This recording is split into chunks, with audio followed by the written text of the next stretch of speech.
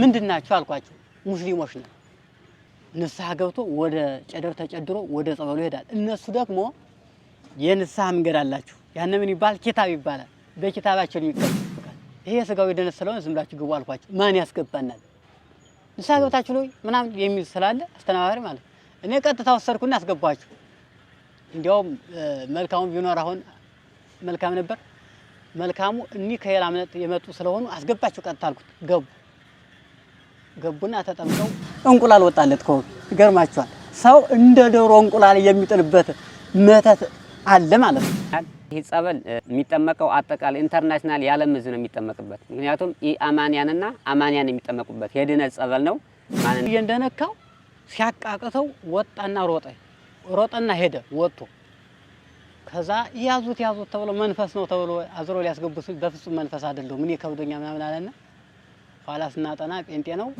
ይሰውረኛል የሚታይ ነገር ማለት ነው ወለል ጠቅላላ ስላስል ነው የሚታይ ስራ የእንቁላል ፍጥፋጭ የሚመስል ነገር ወጥቷል የእንቁላል ፍጥፋጭ የለኛውን ከበር የሚመስል አላውቅም ማንነቴን አላውቅም ከዛ የሆኑ በቃ እንደዚህ የቅብብሎች እንደዚህ ያደረጉ 2-3 ሰው ይዞ ሲሄዱ የት ሊወስዱ ነው ምናምን ስላቸው በቃ ሀገር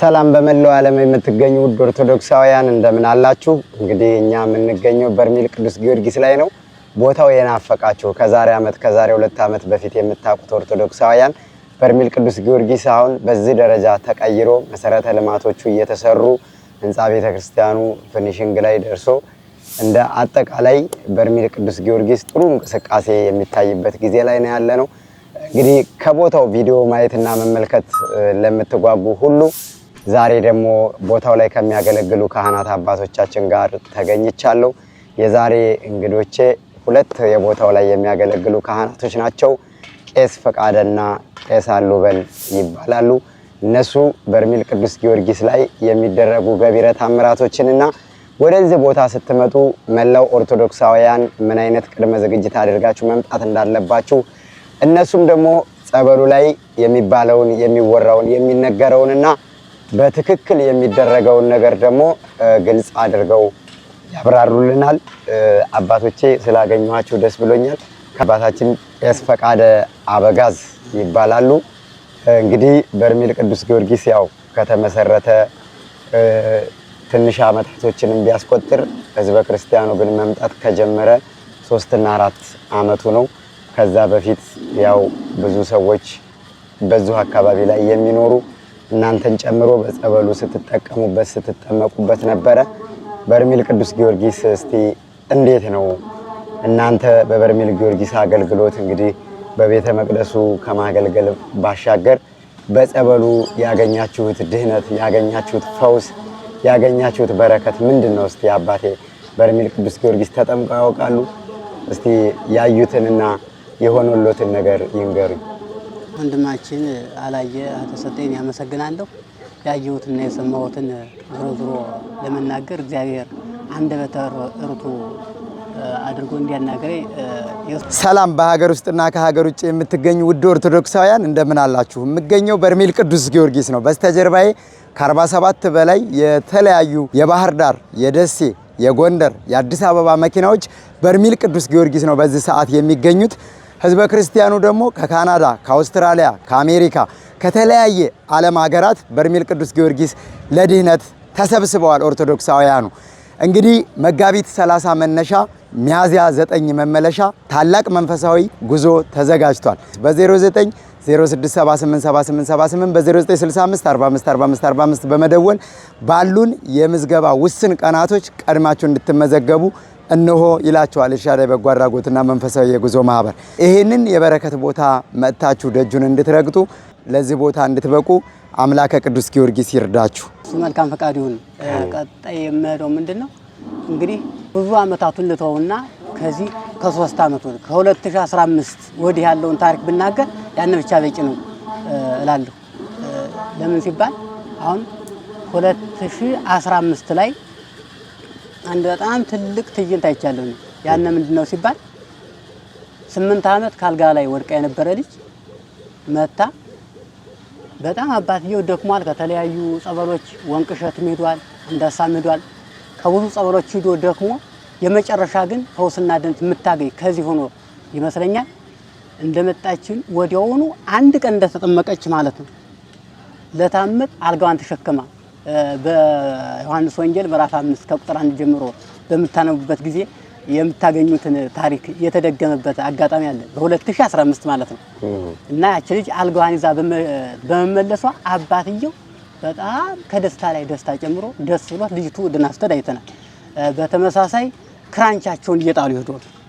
ክራንቻቸው በክራንች መጥተው ክራንቻቸውን እየጣሉ አንዲት ከውጭ የመጣች እንዲያው ከህይወተኛው ክፍለ ዓለም እንደሆነች አላውቅም፣ ብቻ ውጭ ነው የመጣችው። ከዚህ ከመመዝገቢያ ቦታው ላይ እንደደረሰች አይኗ አታይም ነበር፣ ማየት ለብዙ አመታት ተስኗት ነበር።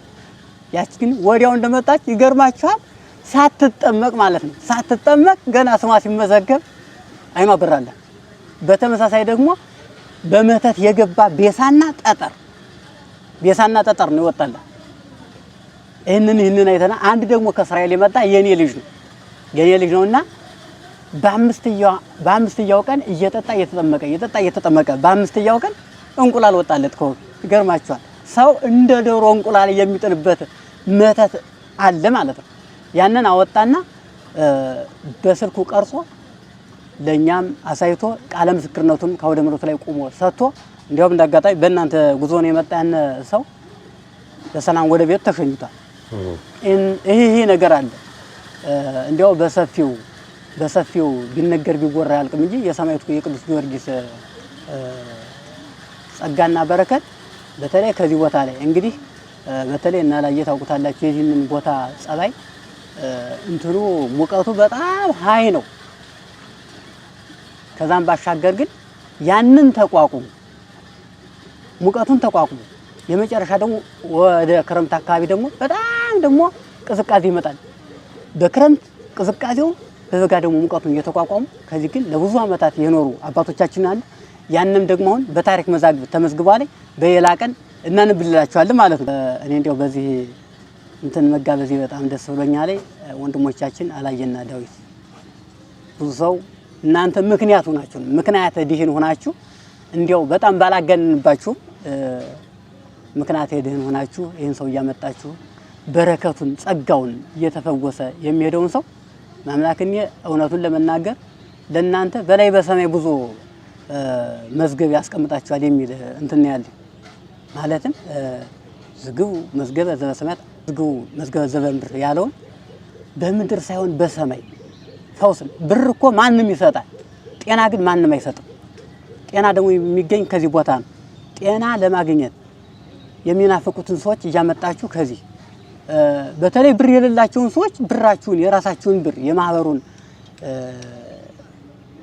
ብር እየከፈላችሁ ብዙ ሰዎች አሁን ስናናዝዝ እናገኛለን። በኤልሻዳይ ጉዞ ነው የመጣ ነው። መልካም አድራጎት አድርገውልን ምን በቃ ንብረት የለኝ አዛ ለዚህን ያክል አመታት ታም የነበርኩና ምን ይያል ብዙ እናቶች አባቶች ያመካክሩና ላይ ይነግሩናል። ይሄንንም እርዳታ እንደምታረጉ እኛ እናውቃለን እና በዚህ ቀጥሉበት። እግዚአብሔር ደግሞ መልካም ፈቃዱ ሆኖ እናንተን በቀኝም በግራም በፊትም በኋላ ቅዱስ ሚካኤል ይከተላችሁ። እግዚአብሔር ይስጥልን። መልካም አባታችን፣ አሁን እስካሁን የነገሩኝ እዚህ ቦታው ላይ የሆነውን ገቢረ ተአምራትና ያዩትን ነገር እርሶ ደግሞ እንደ አንድ ካህን እንግዲህ ካህናቶችም የሚጠመቁበት ድርሻ አላቸው፣ ቀን አላቸው።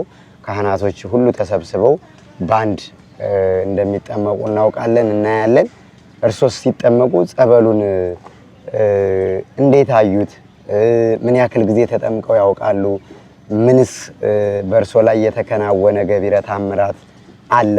ይሄን ደግሞ ለአድማጮች ግልጽ ቢያደርጉልኝ። መልካም። እኔ ለ5 ቀን ያለማቋረጥ ገብቻለሁ አጸበሉ። ስገባ ግን አንዳንድ ጊዜ እንጃ እኔ ኃጢአተኛ ነኝ ብዬ ነው የማስብ፣ ግን ይሰውረኛል የሚታይ ነገር ማለት ነው። ወለል ጠቅላላ ስላስል ነው የሚታይ፣ ስላስል ማለት ስላስል ነው። በቃ በቤታችን ስላድኗል የቅዱሳን የሰማዕታት የጻድቃን የመላእክት ስላድኖ ነው የሚታይ። ሌላ ምንም ነገር ያየሁት የለኝ እና ይሄን በእኔ በራሴ አተረጓጓም ሳየው እንዲያው ውዳሴ ከንቱ እንዳይሆንብኝ እንጂ ታውን ባታምን ውዳሴ ማርያም አላቋጥም እና እንዲሁ ድንግል ማርያም ይህንን ጸጋ ብለሽልኝ ነው ወይ ያሳየሽ በማለት እኔ በራሴ በውስጤ ይሄንን ደብቄው ነበር፣ ለማንም አልነገርኩት። አሁን ስታስገድዱ አልሆነ በስተቀርና የዓለም ሕዝብ እንዲያው ስትሉ ነው እንጂ በቃ የማየው ስላድኑ ነው። በተለይ የእመቤታችን ስላድኑ ከመሃል ላይ በጣም ምስለ ፍቁር ላይ የሚለው በሰፊው ተስሏል። ያንን ነው የማየው ስገባ። ሌላዎች አሁን እንዲህ አየነ ይላሉ። እርግጥ ነው የሚታያቸው ነገር አለ፣ ግን እንደኔ ያየሁት ያንን እና ያለማቋረጥ 5 ቀን ገብቻለሁ። ስገባ ያንን ነው የሚታይ። አሁንም ቢሆን ካህናቱና ዲያቆናቱ አላየ እንዳልከው ቀን አላቸው። ሐሙስና ማክሰኞ ነው የሚጠመቁት። ሐሙስና ማክሰኞ በሌላው ቀን ገሉን አንበው ሲያውቁ የመጨረሻ ላይ ድምዳሜ ታምረ ማርያም አሰምተው ወደ ጸሎት ነው የሚበተኑት። አይጠመቁም ለማለት ነው። ሐሙስና ማክሰኞ ግን ይጠመቃሉ ለማለት ነው። ጨርሻለሁ። በሳምንት 2 ጊዜ ማለት ነው። አዎ ሳምንት 2 ጊዜ። መልካም። ሰዎች ወደዚህ ቦታ ሲመጡ በምን አይነት ሁኔታ ተዘጋጅተው መምጣት ይኖርባቸዋል? አካባቢው ሙቀት ነው። እዚህ ከደረሱ በኋላ ሁሉ ነገሩን የሚቀያየርባቸው፣ ኔትወርክ የለ፣ አብዛኛውን ጊዜ መብራት አይኖርም፣ የማረፊያ ሁኔታ፣ እዚህ አስፈላጊ ነገሮች የሚባሉ ነገሮችና ህዝበ ክርስቲያኑ ለዚህ ጉዞ በምን አይነት መንገድ ተዘጋጅቶ መምጣት ይኖርበታል? ዞሮ ተዘጋጅቶ መምጣት ዝግጅት የራስ ነው፣ ከራስ የሚነሳ ነው። ይሄ ሲባል እርግጥ ከኛም የሚጠበቅ ነገር አለ። መጀመሪያ የሚያርፉበትን ነገር የምናዘጋጅ እኛ ነን፣ እናንተን ጨምረን ማለት ነው። እያስጓዛችሁ ነው። እናንተ ደግሞ አምታችሁ ከምን ላይ እንደምታስቀምጡት ከኛ ጋር ተዋይተን ስናበቃ እንግዳችን አምተን እናሳረፍበት ሰፋ ያለ አዳራሽ ያስፈልገናል። ከዛ ባሻገር ግን አሁን ሙቀት አለው። አዋለው ሙቀቱን ደግሞ አንዳንድ ጊዜማ እኮ ቅዱስ ጳውሎስ ምንድነው ያለ? እንዲያውም ማታ መጋቢ ሃይማኖት መምህር ኢዮብ ተናግረውታል። ራሱ ቅዱሳን ታሟል። ሙቀትን ጠልተው በሽታንም ጠልተው አይሆንም። ይሄ ቦታ ሙቀት አለው። አዋለው በሽታን ደግሞ የሚያስወግድ ሙቀት ነው። እኔ ገርማችኋል። ይሄን እግሬን ያሜ ነበር። ከዛ መሀል ሀገር ከተወለድኩበት ሀገር ሳለሁ ይሄን እግሬን ያሜ ነበር። ሀዚህ አጸበሉ አተጠመኩ ቀን ጀምሬ። በሽታው ደግሞ እሪህ ነው። እሪህ ማለት እርቄ ወይም ደግሞ በሌላ አማርኛ ያነ ሙቀት አይወድም። ሙቀት ስለማይወድ አሁን እንደ ልቤ እቀመጣለሁ፣ እነሳለሁ። ገርማችኋል። ስራ በጣም ያሰራኘው ነበር። አያስቆመኝም ነበር። ራሱ ሽንት ቤት ለመውጣት ያስቸግረኝ ነበር። ከዚህ ቦታ አመጣው ግን ሙቀት ስለማይወድ ያነ በሽታ የሚያነሳሳውና የሚያበረታታው ውርጭ ነው። ውርጩን አገር ትቼ ከዚህ አመጣው ጀምሬ ግን እንደዚህ በእነሳ የምንቀመጠው አንዳንድ ጊዜም የቦታው በረከት መከራ ካልፈተናችሁ በረከት አታገኙ። ቅዱሳን እንግዲህ ይሄንን ዓለም የተሻገሩት በመከራ። ለምሳሌ እነ ቅዱስ ጊዮርጊስን ስናይ በመንኮራኩር ተፈይተው ነው፣ ተገርፈው ነው፣ ተሰቅለው ነው፣ የሾህ ጫማ ታትተው አልብሷቸው ያንን ሁሉ ረግጠው ነው፣ መርዝ ጠጥተው በፈገግታ ያንን ጠጥቶ ያገኘውን ክብር እንግዲህ ለዓለም መናገር እንዲሁ አንዳንድ ጊዜ ለኔ በጣም ይከብደኛል። ለምን ሲባል እናውቀዋለን ቅዱስ ጊዮርጊስ የደረሰበትን ጽዋቱ መከራ። አሁን ግን እሱን መከራን ተቀብሎ ለኛ ምን ሰጠን? ክብር የሰጠን መከራ ተቀብሎ ነው። ሙቀት አለ ሙቀቱ ቢሆንም ግን በጣም አይጋነንም። ለ2 ለ3 ቀን ያስቸግራል። ከዛም በኋላ ይለመዳል ለማለት ነው። እና ይሄን ይመስላል። መልካም። እሺ አባታችን ለዛሬው እንግዲህ የሆነው ስላቀረብኩት በጣም ደስ ብሎኛል። በቀጣይ የሚሄደው ደግሞ ወደ አባታችን ቄስ አሉበሉቤ ይባላሉ። የቦታው አገልጋይ ናቸው። አባታችን እስቲ እንግዲህ በርሜል ቅዱስ ጊዮርጊስ ላይ ብዙ ነገር ይባላል። በሀገር ውስጥም ከሀገር ውጭም ታምራቱን እያዩ እየሰሙ የሚመጡ ብዙዎች ናቸውና በተለይ ደግሞ በትልልቅ ሰዎች እንዲሁም ደግሞ በካህናት በተለይ ቦታው ላይ በሚያገለግሉ እውነታው ሲገለጽ ብዙዎቹ ደስ ይላቸዋልና አንዳንዶች እንሞታለንም ከሞትንም እንሞት ብለው ለሞትም ተዘጋጅተው የሚመጡበት ቦታ ነው። ብዙዎቹ ግን እነሱ እንዳሰቡት ሳይሆን እግዚአብሔር እንዳሰበው ሆኖ ታሪካቸው ተቀይሮ ከስጋ ደዌ ተፈውሰው ከነፍስ ቁስል ንስሐ ገብተው ዙ ቦታው ላይ ስጋው ደሙ ተቀብለው ጸበል ተጠምቀው የሚሄዱ ብዙ ናቸውና ይሄ ሁሉ ሰው እንደዛ እንደሚያስቡት ሳይሆን ብዙ ደግሞ ለመዳን የሚመጣ ብዙ ነው። ድኖም ይሄዳል፣ ተፈውሶም ይሄዳል። ሰው ድኖ ስለሚሄድ ተፈውሶ ስለሚሄድ ነው በቀጣይ ሰው የሚመጣውና እስቲ እንደው በርሜል ቅዱስ ጊዮርጊስ ላይ አባታችን ስንት ጊዜ ተጠምቀዋል? በርሶ ላይስ ምን አይነት ገቢረ ተአምራት ተከናውኗል? እስቲ ግልጽ ያድርጉልን። ይሄን እሺ እኔ ስለተሰጠኝ አመሰግናለሁ። ቀሲስ አሉ ቤጫን ይባላለሁ። የአስዋማዶ ቅዱስ ጊዮርጊስ አገልጋይ ነኝ። መቼም ምስክርነት ከራስ ይጀምራል። ምስክርነት ከራስ ሲጀምር እኔ 2016 ዓመተ ምህረት ያው ለበርካታ ቀናት ያው ቀኖቹን ባላውቃቸው ለበርካታ ጊዜ ተጠምቂያለሁ። ስጠመቅ ሆዴን ያመኝ ነበር። ሆዴን ያመኝ ነበርና ከዛ 2016 ላይ ጸበልም ሲጠጣ ነበር። እየተጠመቅኩ እያለሁ ጸበል ስጠጣ ነበር። ጸበል ስጠጣ ያው ወደ ታች ነው የሚወጣ ይወጣልኝ ከሆዴ ነበር ይወጣልኝ። መጀመሪያ ስጠጣው በቃ የእንቁላል ፍጥፋጭ የሚመስል ነገር ወጥቷል። የእንቁላል ፍጥፋጭ የላይኛውን ከበር የሚመስል ያወጣ። ያንን እየጠጣው እየተጠመኩ ለብዙ ቀናት ስቀመጥ መጨረሻ ላይ ግን የወጣው ይህ የምታዩት አረንጓዴ ቅጠል ነው የሚመስል መጨረሻ ላይ ሲወጣ ማለት ነው። አረንጓዴ ቅጠል ይመስላል። እና ከዛም በፊት ምግብ ምንም አያስፈልጋኝም ነበር። ምግብ አልበላም። መብላት እየፈለኩ ምግብ አልበላም። በጣም ለብዙ ጊዜ እንደዛ እያልኩኝ ያው ታምሜ ኖር ነበር። ከዛ መጨረሻ ላይ ይሄን ቅጠል የመሰለ ሲወጣ ከዛ በኋላ ያው ምግብ አልጠቅመኛል። የምግብ ፍላጎቴ በጣም በቃ ተስፋፋ እና አምና 2016 ላይ ሚያዝያ 23 ቀን ለኔ ያደረገልኝ ገቢረ ተአምር ወንድሞቼ ካህናት ነበሩ። ስንጠመቅ ግብረ ሕማም ስናነብ ውለን ሄርነ እዛ ስንጠመቅ ቀኑ ሚያዝያ 23 ረቡዕ ቀን ነበር። ከህማማት ላይ ነበር የዋለ ስንጠመቅ። ከዛ ሰወረኝ አላውቅም፣ ማንነቴን አላውቅም። ከዛ የሆኑ በቃ እንደዚህ የቅብብሎች እንደዚህ እያደረጉ 2-3 ሰው ይዞ ሲሄዱ የት ሊወስዱ ነው ምናምን ስላቸው በቃ ዝም በቃ ጥሪ ነበር። ከዛ አላውቀውም የሆነ ሰው እየመጣና ተወት እንጂ የት ሊወስዱት ነው ብሎ እነዛን ሰዎች ገለገለኝ። ካላ እንዴ እያደረጉ ይዘው ሲሄዱ ያ ሰው ይዞ ሲሄድ በቃ ምንድነው የታየ በቃ ወለል ያለ በልግ ነገርና እንስሳት ያለበት በርካታ እንስሳት ያሉበት እንደዚህ በቃ ጨሌ በልግ ያለው ሀገር አየሁት። ከዛም በኋላ ሲመልስልኝ በነቃ እዛ ጓደኞችም ተጠማቂዎችም ሄደው እኔም እንዲያብየ ነቅቼ ይህን በጎ ነገር አሳይቶኛል ታምረኛው ቅዱስ ጊዮርጊስ። ይሄ ነው ያሳየኝ ታምር። ከሆዴ ላይ የወጣው የእንቁላል ፍጥፋጭና መጨረሻ ላይ ያው ይህን በልግ የሚመስል አሁን ጤነኛ ነኝ፣ ምንም ነገር የለኝም። ክብር ለሱ ይግባው። እኔ 24 ሰዓት ለሱ ገሌታ 24 ሰዓት ነው የማገለግለው።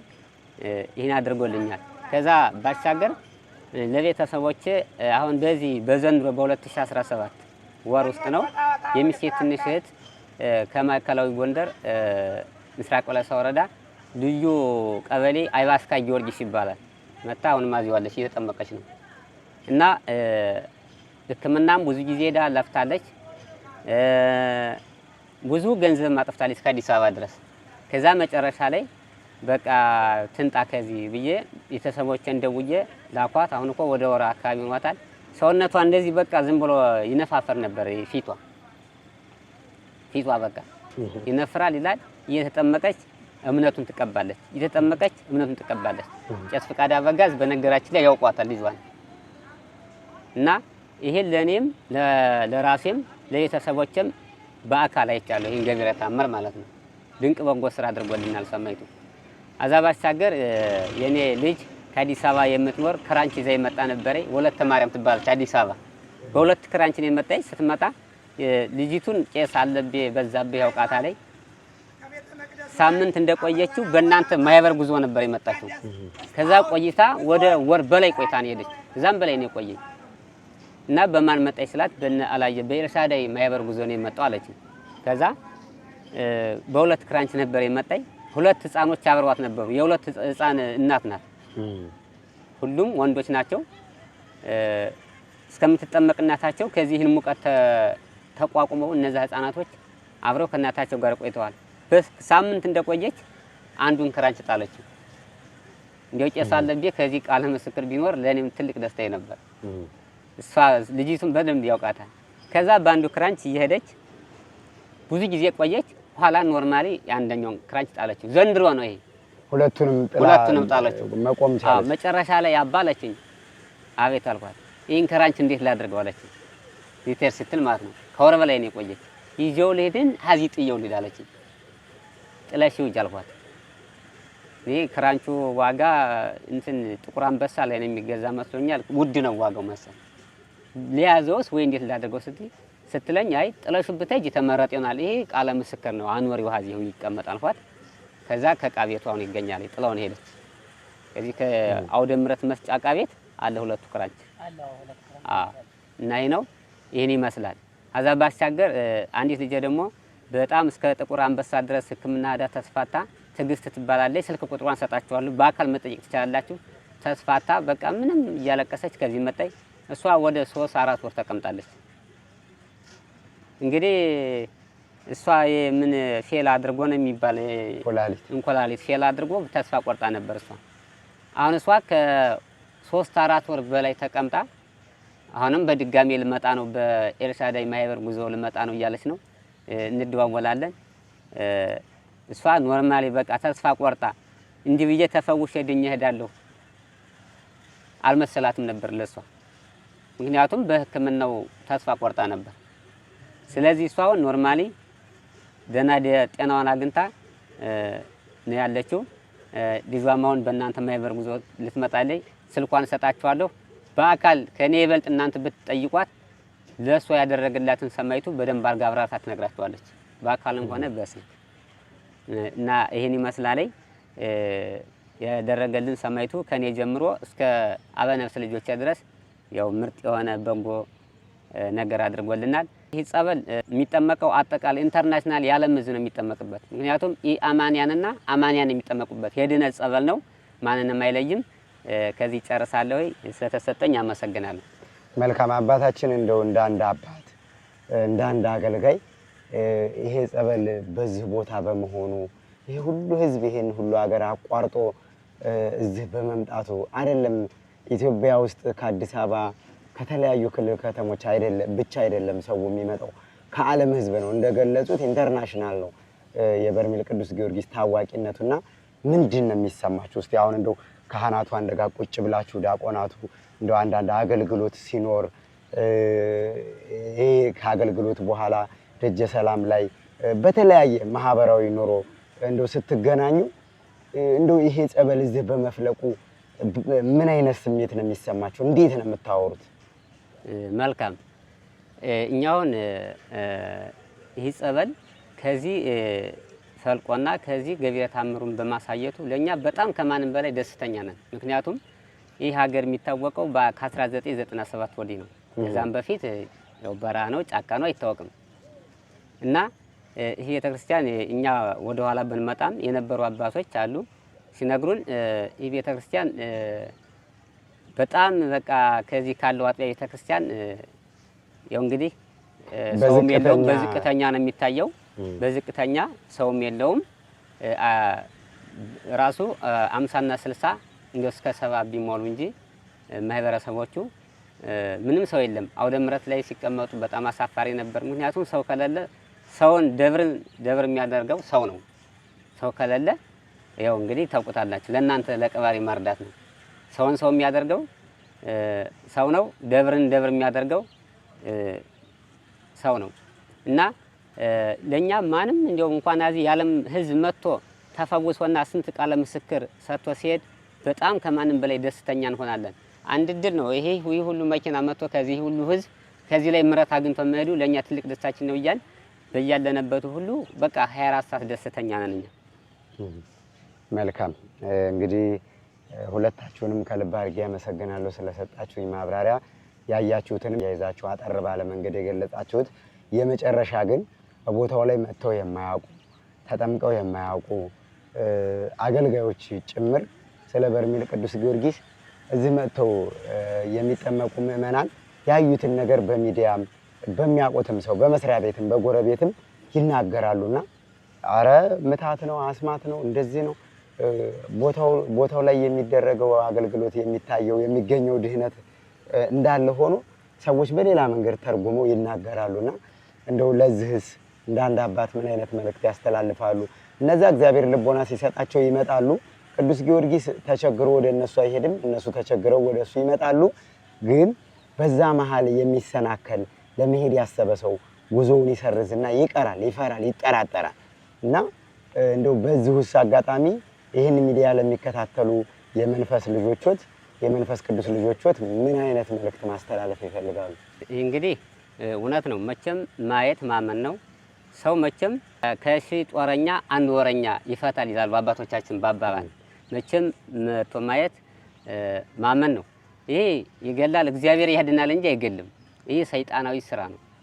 በዚህ ይህን ወሬ የቤተ ክርስቲያኗ ተቀናቃይ ፓርቲና ሌላ ሰው ነው ይህን የማይባለውን እያለ ይህን በቃ ሌሎች ሰዎች በስንት ደዌ የተያዙትና መጥተው እንዳይፈወሱና እንዳይድኑ የሚያደርግ ይሄ የሰይጣን ስራ ስለሆነ መቼም መጥቶ ማየት እንግዲህ ማን ያስረዳ የነበረ ማን ይናገር የነበረ ማን ያርዳ የቀበረ። ስለዚህ እንደሚሉት አባቶቻችን መጥቶ ማየት ትልቁ ምስክር ነው።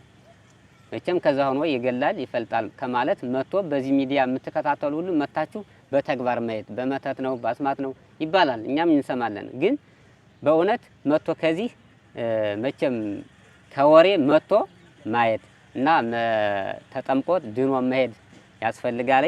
እንግዲህ ያለኝ ጠር ያለ ሐሳብ ይችናት። በድጋሜ አመሰግናለሁ።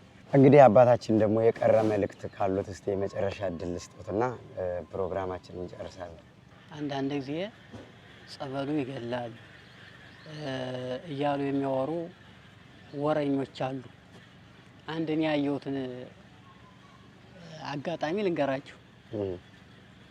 ከሌላ እምነት ነው ጴንጤ ነው እና መጣና ከታይ አላየም ራሱ ታውቃለህ፣ ለመብራት አገልግሎት አንድ ጄኔሬተር ያህታይ ነበር።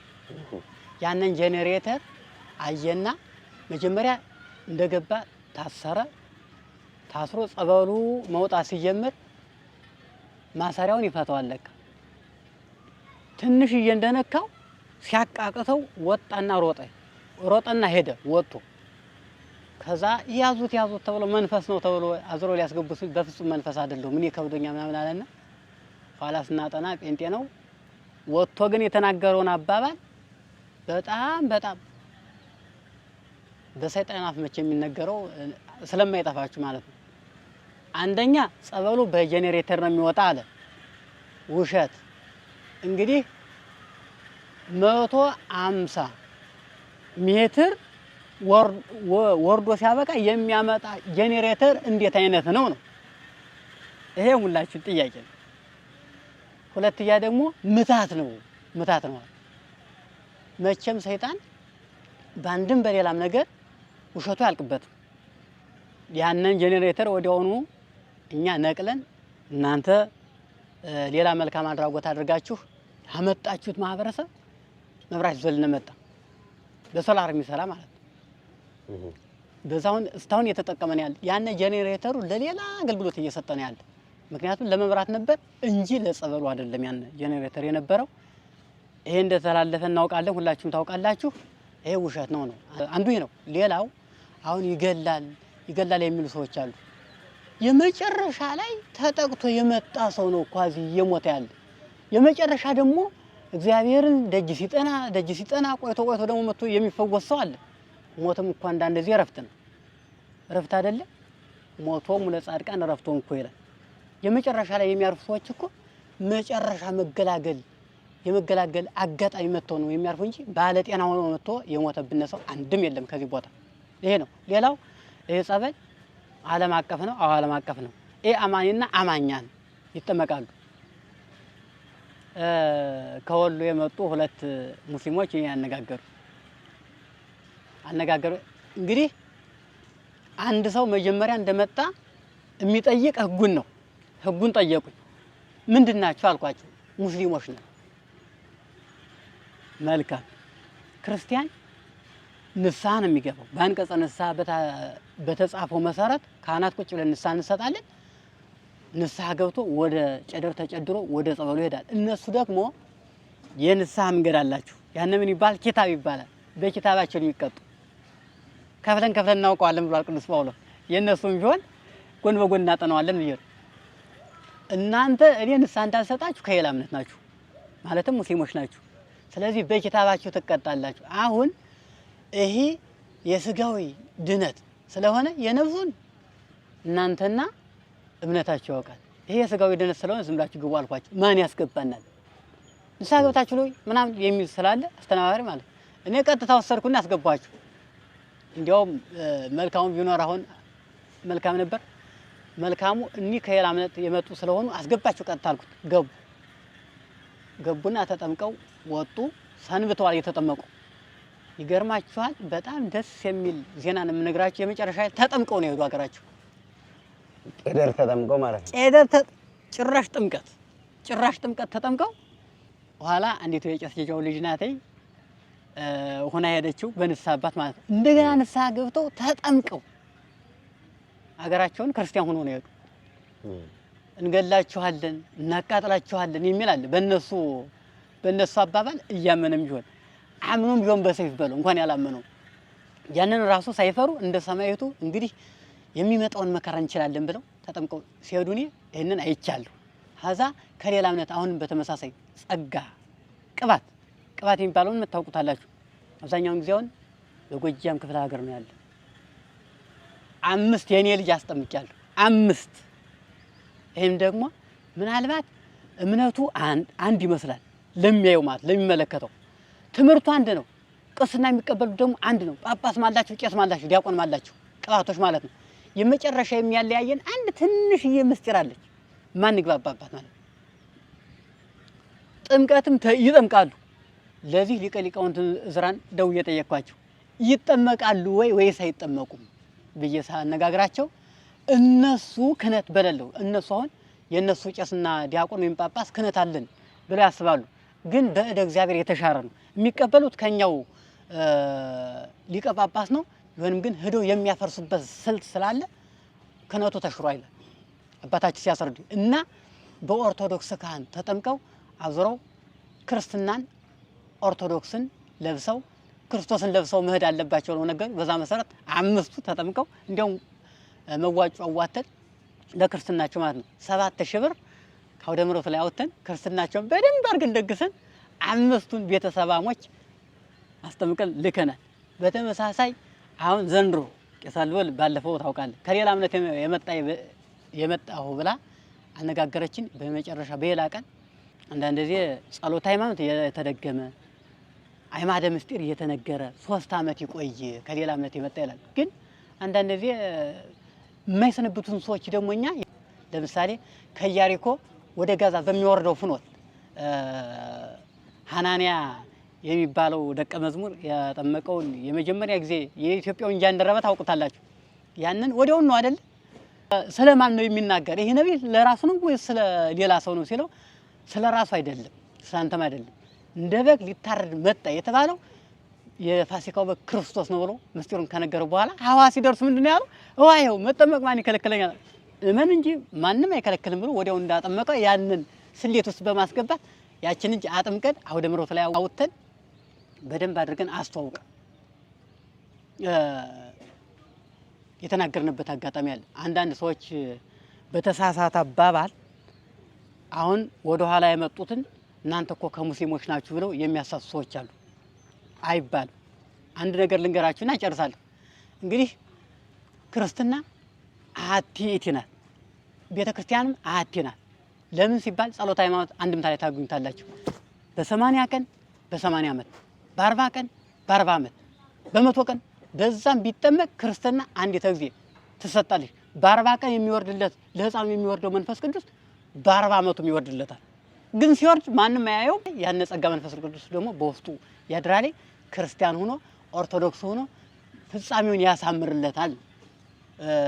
እና እስከዚህን ድረስ ይህንን አስተዋውቀን ከአሁን ሰዓት ጀምራችሁ በኋላ የሚመጡትን እናንተ እኮ አሁን የተጠመቃችሁ ምናምን እናንተ እኮ ከሙስሊም የነበራችሁ ብላችሁ እንዳትናገሩ። ይሄ ራሱ በአባቶቻችን በ318ቱ ሊቃውንት በጉባኤ ኒቄያ የተወገዘ ነው ብዬን ለራሴ ተናግሬያለሁ። አሁንም ደግሞ አጥምቁን የሚሉ አሉ። አሁንም ቢሆን ማለት ይገርማችሁ አሁን አይሰሞን 1-2 ሰዎች ከሌላ እምነት ነው የመጣን አጥምቁን ነው እያሉ ነው ያሉ። ነገር ሃይማኖት እያስተማርነ ሰንብተን አሁን እናጠምቃችኋለን። ሄዱና ዓለምን ዙራችሁ በአብ በወልድ በመንፈስ ቅዱስ ስም አጥምቁ ስለተባልን ገና እናጠምቃለን። ከሌላ ዓለም ወይም ደግሞ ከሌላ እምነት ያሉትም ቢሆን እንዲህ ያደረግነ ጸጋና በረከቱ እየደረሳቸው ስለሆነ ግድ ተጠመቁ አይባልም። መጠመቅ ይችላሉ። ምክንያቱም ይሄ የስጋ ደዌያቸውን ያስወግዳሉ። የነፍስ ደዌያቸውን ደግሞ ክርስቶስ ባለው ቀን ስለሚያስወግድላቸው ይሄንን ማስተላልፈው ሁላችንም እንድትመጡ በእግዚአብሔር ስም ይሄንን እናገራለሁ። በዚህ ላይ ጨርሳለሁ። ሁለታችሁንም አባቶቼ ከልብ አድርጌ አመሰግናለሁ። ሰማዕቱ ቅዱስ ጊዮርጊስ የአገልግሎት ዘመናችሁን ረጅም እድሜ ከሙሉ ጤንነት ያደለልኝ። የተወደዳችሁና የተከበራችሁ አድማጭ ተመልካቾቻችን ዛሬ በርሜል ቅዱስ ጊዮርጊስ ላይ ከሚያገለግሉ ካህናት አባቶች ጋር ቆይታ ያደረኩት እኔ ወንድማችሁ አላየ ነበርኩኝ። አባቶቻችን ስለ በርሜል ቅዱስ ጊዮርጊስ የሚያውቁትን የሚሆነውን ያዩትን የተደረገላቸውንም የሰውንም የራሳቸውንም በደንብ አድርገው አስረድተውናል። በርሜል ቅዱስ ጊዮርጊስ ላይ እንደ ማንኛውም ቤተክርስቲያን ሰው ሞቶ ቤተክርስቲያኑ ግቢ ይቀበራል። አዲስ አበባም እኮ ቤተክርስቲያን ውስጥ የሚኖር ሰው ስለሌለ ቤተክርስቲያኒቷ ብዙ ጊዜ ለአገልግሎት ብቻ ስለሆነ ክፍት የምትሆነው ጸበለተኛ የሌለበት ቦታ ስለማይበዛ ሁሉም አዲስ አበባ በዛው በየዙሪያችን እየኖርን በየዙሪያችን ባሉ በየአጥቢያችን ቤተክርስቲያን ስለምንጠመቅ እንጂ ሁሉም ቤተክርስቲያን ላይ በየቀኑ ሰው ሞቶ ይቀበራል። ከየቤቱ ግን አስከሬኑ የሚመጣው ከየቤቱ ስለሆነ ይሄ ደግሞ ረጅም ቦታ ስለሆነ ረጅም ጊዜ ህመም የጸናባቸው ደዌ የጸናባቸው እግዚአብሔር ነፍሳቸውን የፈለገ ስጋቸውን ሊያሳርፍ የጠራቸው ሰዎች ሲያርፉና ሲሞቱ እዚሁ ነው የሚቀበሩ። የአካባቢ ሰውም ደግሞ መንደር ወይም ኗሪ እንደመኖሩ መጠን ሲሞት እዚህ መጥቶ ነው የሚቀበሩ። እዚህ የአካባቢም ሰው ሞቶ ሲቀበር ግን በጸበሉም ስለሚታይ ነው። ሰው እዚህ ለቅሶ መኖሩን ነው እንጂ የሚያየው በምን እንደሞተ የት እንደሞተ ጠይቆ የሚረዳ የለም። ብቻ በርሜል ጊዮርጊስ ላይ ሰው ሞቶ ከተቀበረ አዎ በርሜል ጊዮርጊስ ሰው ሞቷል የሚለው ነው ሰው የሚወስደው። ስለዚህ በምድር ላይ ሰው እንዲኖርበት የተፈቀደለት እድሜ አለ በመጽሐፍ ቅዱስ። ቅዱስ ዳዊት እንዳለው ሰው ቢኖር 70 ቢበዛ 80 ከዛ በኋላ የመከራ ኑሮ ነው የሚኖረው። ሰው እንግዲህ ካረጀ በኋላ በስጋ ከደከመ እያረጀ ወደ መሬት መንካት ከጀመረ በኋላ እላው ላይ ሊጸዳዳ ይችላል፣ በሰው እጅ መመገብ ሊጀምር ይችላል። ያ ደግሞ የመከራ ኑሮ ነው እንጂ የተፈቀደለትን እድሜ ጨርሷል ማለት ነው። ስለዚህ እድሜ ሲገታቸው ሁሉም ሰዎች እዚህ ቦታ ላይ ሲመጡ ይሞታሉ። ረጅም ጊዜ ቆይተው ሳይደርሱም የሚሞቱበት አጋጣሚ አለ እኮ። መጥተውም ሳይጠመቁ የሚሞቱበት አጋጣሚ አለ። እና ይሄንን በምንም እንድትረዱት እፈልጋለሁ። እኔ ጸበሉ ውስጥ እስካሁን ጤነኛ ሆኖ መጥቶ መዳንን ፈልጎ መጥቶ የሞተ ሰው የለም። የትኛውም ሰው እድሜ ገደቡን ሲጨርስ እግዚአብሔር ሲጠራው ይሞታል። አካባቢው ላይ ያሉ ሰዎችም ሲሞቱ እዚሁ ነው የሚቀበሩት። ጸበሉ ግን አዳኝ መድኃኒት ፈዋሽ እንዲሁም በነፍስም በስጋም የሚፈውስ ሰው ያስጨንቃል ያስፈራል ሲባል የሚለውን ወሬ ስለሚሰማ ሰው የትኛውም ጸበል ሲሄድ ንስሐ ገብቶ አይጠመቅም። እዚህ ቦታ ሲመጣ ግን መጀመሪያ ንስሐ ገብቶ ቄደር ተጠምቆ ነው ወደ ጸበል የሚሄደው። ገላውን ታጥቦ በንስሐም ታጥቦ ንጽት ብሎ ነው ወደ ጸበሉ የሚሄደው። ይሄ ሞት ደግሞ አይገኝም። የጻድቃን ቀጠሮ ነው። እዚህ መጥቶ ቢሞት እንኳን ንስሐ ገብቶ ስጋው ደግሞ ተቀብሎ ከኃጢአት ማሰሪያ ተፈቶ ሰው ቢሞት ምን ይቆጫል? ሁላችንም የተዘጋጀልን የመጨረሻው ክብር ያው የስጋ እረፍት ነው። በነፍስ እንዳንሞት ደግሞ ራሳችን በህይወት እያለ መጣር ነው የሚያስፈልገውና እንግዲህ ከበርሜል ቅዱስ ጊዮርጊስ በቀጥታ ካገኘኋቸው አባቶቼ ጋር ይሄንን መልእክት ወደ እናንተ ሳደርስ የቆየሁት እኔ ወንድማችሁ አላየ ነኝ። በሌላ ፕሮግራም እስከምንገናኝ ድረስ ሁላችሁም ቸር ሰንብቱ።